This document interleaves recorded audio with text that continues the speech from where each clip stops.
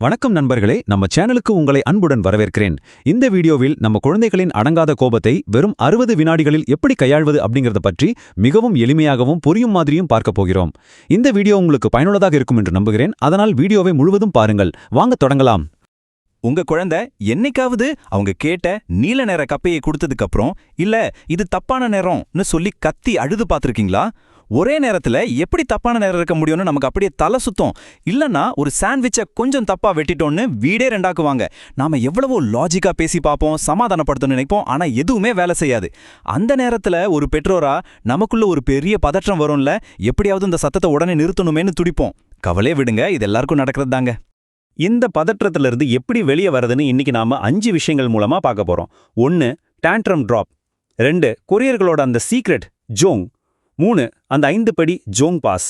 4. இது நிஜமாவே எப்படி வேலை செய்யுது. அப்புறம் 5. வெற்றிக்கான காலக்கெடு. முதல்ல செக்ஷன் 1 டான்ட்ரம் டிராப், அதாவது கோபத்தின் வலை. குழந்தைங்க கத்தும்போது நம்மோட முதல் எண்ணம் என்னவா இருக்கும்? சும்மா இதுக்கு போய் அழாத, ப்ளீஸ் அமைதியா இரு அப்படின்னு சொல்லி அந்த சத்தத்தை உடனே நிறுத்த தோணும், கரெக்டா? ஆனா ரியாலிட்டி என்ன தெரியுமா? நீங்க எப்படி அவங்கள கண்ட்ரோல் பண்ண நினைக்கும்போது அவங்க மூளையில இருக்கிற அந்த பயமையம் அதை ஒரு அச்சுறுத்தலா எடுத்துக்கும். அதனால அவங்க இன்னும் சத்தமா கத்துவாங்க.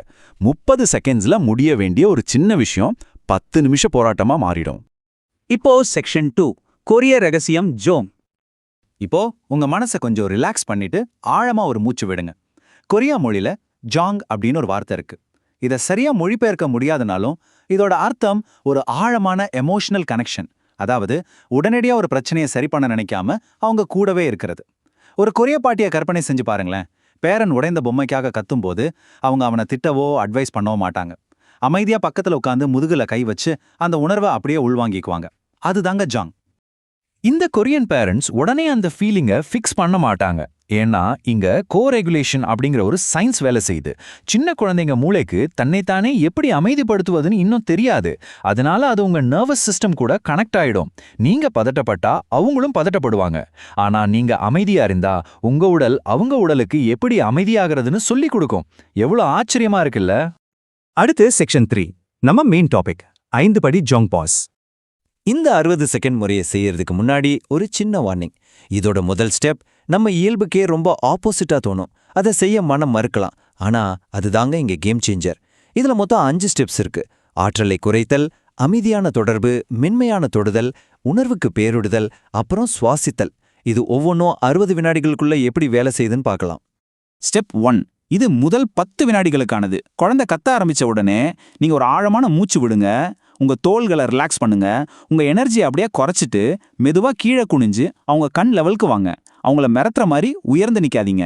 இப்படி செய்யும்போது அவங்க மூளையில இருக்கிற பயமையும் அப்பாடா இவங்க நமக்கு அச்சுறுத்தல் இல்ல, சேஃப் தான் அப்படின்னு ஃபீல் பண்ண ஆரம்பிக்கும்.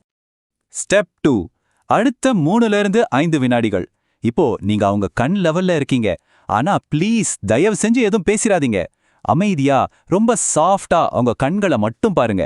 நீங்க அவங்க மேல கோபமா இல்ல அப்படிங்கறத உங்க கண்களை உங்களுக்கு சொல்லணும். எந்த வார்த்தையும் இல்லாம உங்க அமைதி அவங்க உடம்ப அப்படியே உறிஞ்சிக்கும். ஸ்டெப் 3 அடுத்த 10-15 வினாடிகள். இன்னமும் நீங்க எதுவும் பேச வேண்டாம். மெதுவா அவங்க கையை பிடிச்சுக்கோங்க, இல்லனா அவங்க தோள்ல உங்க கையை வைங்க. நியூரலாஜிக்கலா அது என்ன பண்ணுது தெரியுமா? நீ சேஃபா இருக்க, நீ தனியா இல்ல அப்படிங்கிற ஒரு பவர்ஃபுல் மெசேஜ் அவங்க மூளைக்கு அனுப்புது. இந்த ஒரு தொடுதல்லையே பாதி குழந்தைங்க அழகையை நிறுத்துறத நீங்க கண்கூடா பார்க்கலாம். ஸ்டெப் 4 அடுத்த 10-15 வினாடிகள். இப்போதாங்க நீங்க வாயவே திறக்க போறீங்க. ஆனா எந்த அட்வைஸும் லாஜிக்கும் பேசக்கூடாது. அவங்க ஃபீலிங்க அப்படியே அக்செப்ட் பண்ணிக்கோங்க. நீ இப்போ ரொம்ப கோவமா இருக்க, இந்த சாண்ட்விச் இப்படி வெட்டுனது உனக்கு சுத்தமா பிடிக்கல, ரொம்ப எரிச்சலா இருக்கல அப்படின்னு ரொம்ப மென்மையா சொல்லுங்க. நம்மள யாரும் புரிஞ்சுக்கிறாங்கன்னு குழந்தை நினைக்கும்போது அவங்களுக்கு தொடர்ந்து கத்தணுங்கிற அவசியமே இருக்காது. ஃபைனலா ஸ்டெப் 5 கடைசி 15 வினாடிகள்.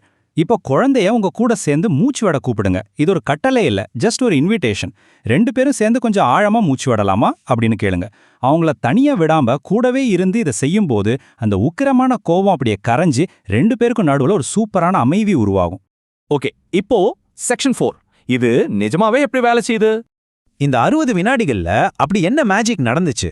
ஒரு குழந்தைக்கு கோபம் வரும்போது அவங்க மூளையோட எமோஷனல் பார்ட், லாஜிக்கல் பார்ட்டை அப்படியே ஹைஜாக் பண்ணிடும். அந்த நேரத்துல நீங்க என்ன நியாயம் பேசினாலும் அது அவங்க காதுல ஏறவே ஏறாது. ஆனா நீங்க இந்த ஜோங் பாஸ் மூலியமா ஒரு பாதுகாப்பான உணர்வை கொடுக்கும்போது அவங்களோட லாஜிக்கல் மூளை திரும்பவும் வேலை செய்ய ஆரம்பிக்கும். அப்போதான் நீங்க சொல்றதே அவங்களுக்கு புரியும். ரொம்ப சிம்பிள் சயின்ஸ் தான். செக்ஷன் 5 வெற்றிக்கான காலக்கெடு. இதை எப்போ நாம எதிர்பார்க்கலாம்? ஆரம்பத்துல கொஞ்சம் கஷ்டமா தான் இருக்கும். உடனே கைவிட்டுறாதீங்க. முதல் நாள் நீங்க இதை செய்யும்போது குழந்தை இன்னும் சத்தமா கூட கத்தலாம். ஏன்னா இந்த புது அப்ரோச் அவங்களுக்கு கொஞ்சம் குழப்பமா இருக்கும். ஆனா 3வது நாள் அவங்க அழுகையோட பேட்டர்ன் மாறிடும். 5வது நாள்ல கோவப்பட்டாலும் பாதி நேரத்துல சமாதானம் ஆயிடுவாங்க. அப்படியே ஒரு 6 மாசம் இதை தொடர்ந்து செஞ்சீங்கன்னா உங்க 2 பேருக்கும் நடுவுல ஒரு அசைக்க முடியாத ஆழமான நம்பிக்கை உருவாகி இருக்கும். அதுதாங்க உண்மையான வெற்றி. இந்த நம்பர் 60 நல்லா ஞாபகம் வச்சுக்கோங்க. உங்க வீட்டோட மொத்த சூழலையே மாத்துறதுக்கு தேவைப்படுற நேரம் வெறும் இந்த 60 வினாடிகள் தான். கொஞ்சம் பொறுமையும் இதை தொடர்ந்து செய்யற பழக்கமும் இருந்தா போதும், உங்க குழந்தைகிட்ட ஒரு பெரிய பாசிட்டிவ் மாற்றத்தை நீங்களே பாப்பீங்க, ஃபார் ஷூர். இதை எப்பவுமே மனசுல ஆழமா பதிய வச்சுக்கோங்க. அவர்களின் பெரிய உணர்வுகள் உங்களை விளக்குவதில்லை. அவர்கள் உடைந்தாலும் உங்களால் நேசிக்கப்பட முடியும் அப்படிங்கிறத குழந்தைங்க இந்த முறை மூலமா கத்துக்கிறாங்க. நீங்க அவங்களுக்கு ஒரு ஸ்ட்ராங்கான பேஸ் மாதிரி ஆகுறீங்க. இப்போ சொல்லுங்க, அடுத்த முறை உங்க குழந்தை கோவப்படும் போது இந்த ஜோங் பாஸ் மெத்தடை ட்ரை பண்ண நீங்க தயாரா? இந்த வீடியோ உங்களுக்கு பிடிச்சிருந்தா ஒரு லைக் பண்ணுங்க, உங்க நண்பர்களுடன் ஷேர் பண்ணுங்க. இன்னும் இப்படிப்பட்ட பயனுள்ள வீடியோக்களை பார்க்க நம்ம சேனலை சப்ஸ்கிரைப் பண்ணி பெல் ஐக்கானை பிரஸ் பண்ணுங்க. உங்கள் கருத்துக்களை கீழே கமெண்ட்ல சொல்ல மறக்காதீங்க. நன்றி. மீண்டும் சந்திப்போம் அடுத்த வீடியோவில்.